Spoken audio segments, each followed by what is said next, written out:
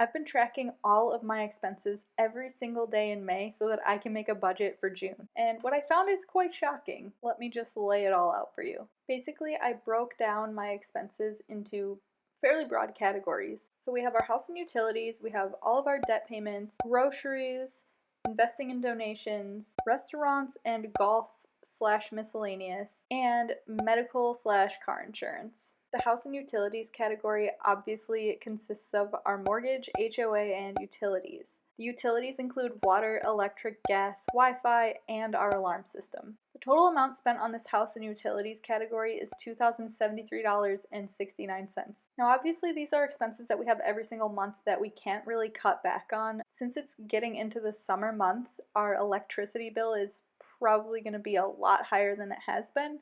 So for the month of June, I've budgeted $2,200. Our next category is our debt payments. We are obviously paying more than the minimum on all of these except for our 0% loans. And this category consists of our solar panels, our backyard, our student loans, our mattress, and our credit card. If you're interested in learning more about our debt journey, you can watch this video up here. Anyway, our total debt payments for the month of May were $3,246. This sounds like a lot of money, and it is a lot of money, but our primary goal is paying off debt. In the month of June, we're going to pay about the same amount, $3,242, and we know this for a fact because I've forecasted all of this ahead of time, so that one should be right on the money. No pun intended.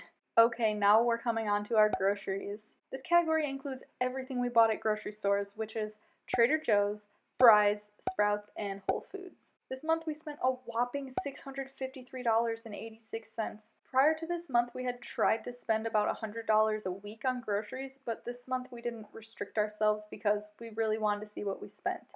This number makes me want to puke. But this is obviously an area that we can improve on. Since I didn't want to be too restrictive and only have a budget of $100 a week on groceries, I thought, let's stick with $500 and see how it goes. If we do end up spending under $500, then it should be easy for us to cut back even more as the months go on. Our next category is investing and donations. Every week my husband invests $7 into Robinhood, and this month he sent $5 to one of his teammates at work. We have $35 budgeted for this category for June. Sometimes we just loop our donations into other categories depending on how they're made, so anyway, let's move on to restaurants. We spent $100.42 on restaurants in May. I'm actually surprised by this number because we weren't really restricting ourselves.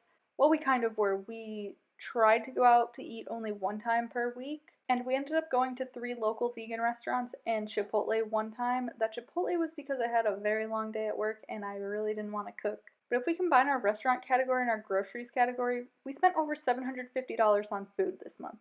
That's kind of disturbing, so I'm really hoping we can cut back next month. I don't think a $100 budget for restaurants is unreasonable, so we're gonna keep it at that. So our next category is miscellaneous and golf. I wasn't really sure how to make these into a category. This is just everything that I couldn't fit into a different category plus golf.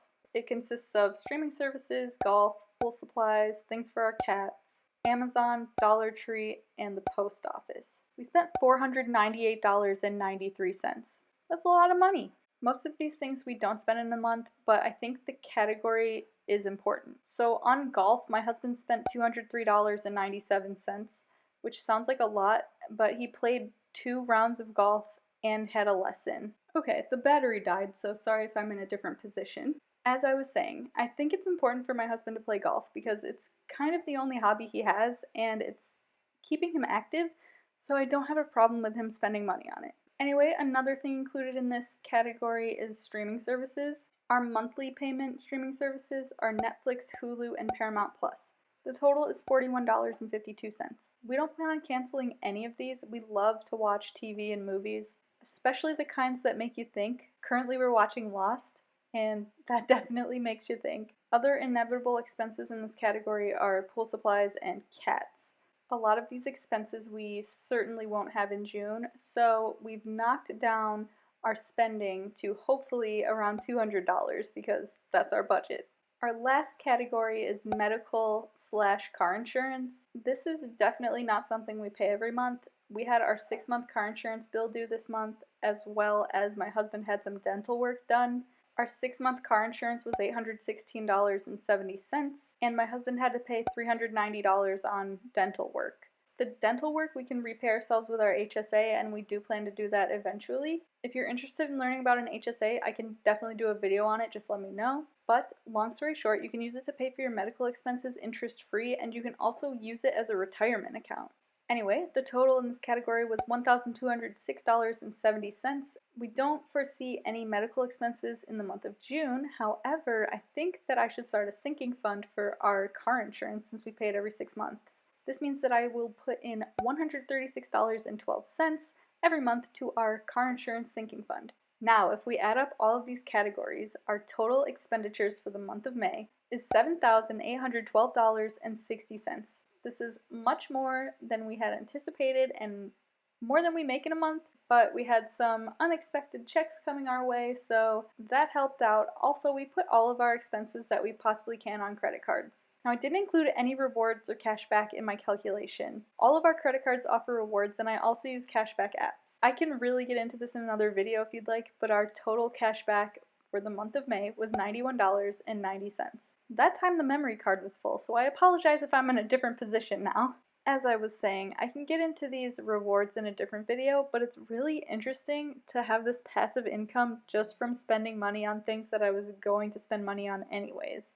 Now, if we take out the amount of cash back I've gotten this month, our new May total is $7,720.70. I'm not going to make a guess at how many rewards I'll be getting in June because it's kind of like counting your chickens before they hatch. So our total budget for June is $6,413.12. I think we can do it. I would love to have our spending be even less than that. All of this being said, I do plan to make these daily short videos tracking all of my expenses. So if you want to watch that, click on this playlist right here. And I can't wait to see you in my next video. Bye!